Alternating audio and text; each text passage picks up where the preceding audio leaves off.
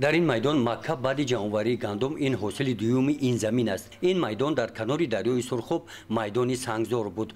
مساحت زیاده از 1 هکتاری آن را داوود فریزوف، این مرد امروز 80 ساله 5 سال پیش با لایقه آب دریا به زمین کشتزار تبدیل داده است و طول چند سال می شود که آن را ثمراناک استفاده می برد. 4 گیتار زمینم سنگش چیندم، آدم طلبیدم، قطی کودک سنگم، با عروبه، بینمی پشتوره، با خر و همه چیز کشیدم نمیره زمین کردم. با سابقه 57 ساله رانندگی و 3 ماه آموزگاری، داوود فریزوف ساکن دهه گلابود دهات دهنه شهر کولاب سال 5 می شود که رو به زمین آورده است.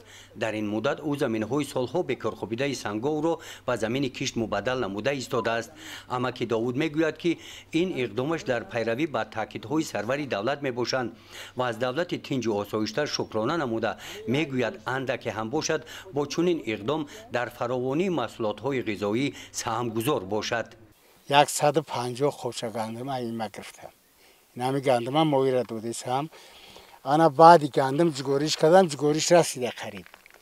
اگر همیره آدم یعنی شرایط باشه که بدروی بگیری حاضی با جگوریش کنی با 3 موسیل 3 حاضی این همی جهود میشه جگوریش میدروی خوق میشه پرزش میزنی برای گواد با جگوری میده.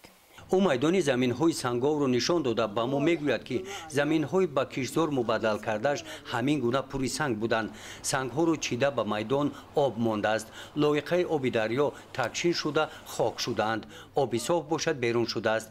با همین ترتیب به این مانند در 4 میدان دیگر هر کدام عبارت از 1 هکتاری زمین کشتزار ساخته است. در کنار میدان‌های کشتزار 700 بیخ نیال‌های گوناگون میوه دهنده، انار، زردآلو و سیب و توت شینانیده. میگوید که در شینانیدن هر یک نهال 1 روز دراز زحمت کشیده است. در این گوشه با نگاه داشتن آب دریا خاک جمع میکند. آب صاف دریا باشد با حوضهای ماهی روان هستند. اما که داوود اینجا 4 حوض ماهی ساخته است. 15,000 ماهی چین دانه جو آورده میکرد. همیوده 3 تا حوضه 700 دانه توت حوض کرده که ای توتش میختی. میدان کارزاری داوود فریزوف این نفر 80 ساله از خانه‌اش 2 کیلومتر و 800 متر دور می باشد. او میگوید که هر روز این مسافت را طی کرده و اینجا پای پیاده رفته می آید و همین قدر دیگر گرداگیری میدان زمین ها گشته کار می کند. در مجموع در یک روز راه پیاده طی کردهش 15 کیلومتر را تشکیل می دهد. در این سن سال سلامتیش خوب است و این همه را از مهنت صافدلانه می بیند. گزارش خواجه نظریف خدای نظر ظهوروف از شهر کولاب برای برنامه اطلاعاتی نوید.